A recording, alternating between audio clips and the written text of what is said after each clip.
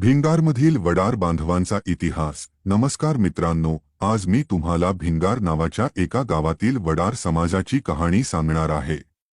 हे गाव अहमदनगर जिल्ह्यात आहे आणि त्याचा इतिहास अनेक महत्त्वाच्या घटनांशी जोडलेला आहे। पुरातन काळापासून वडार समाज अहमदनगर किल्ल्याच्या बांधकामात महत्त्वाची भूमिका बजावत होता। निजामशाही राजवटीत मजूर म्हणून काम करणाऱ्या वडारांना भिंगार गावात राहण्यासाठी जागा दिली गेली। त्यांच्या कुशलतेमुळे अनेक ऐतिहासिक वास्तूंचे सुंदर बांधकाम उभे राहिले। आजही भग्नावस्थेत असले तरीही त्या वास्तू आपल्याला वडारांच्या कौशल्याची साक्ष देतात। मुघलांनी अहमदनगरवर स्वारी केली तेव्हा भातवडी नावाच्या ठिकाणी लढाई झाली। शहाजीराजे भोसले यांनी या लढाईत गनिमी कावा या तंत्राचा वापर करून मुघलांना हरवले। यात वडार मजूर महत्त्वपूर्ण भूमिका बजावली।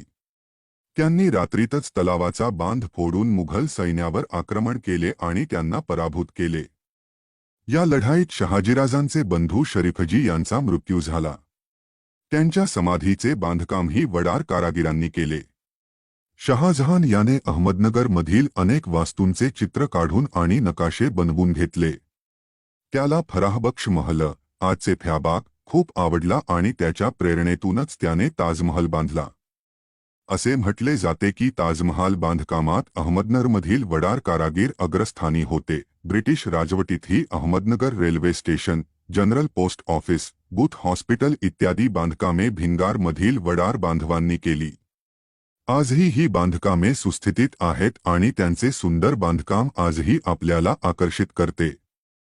आज भिंगारमधील वडार समाज आळकुटे, तागडकर, धोत्रे, म्हस्के, डोकडे इत्यादी आडनावांनी ओळखला जातो। त्यांचा इतिहास अनेक पिढ्यांमधून कौशल्य आणि पराक्रमाचा वारसा पुढे नेत आहे। धन्यवाद। माहिती कशी वाटली कमेंट करा व जास्तीत जास्त शेअर करा।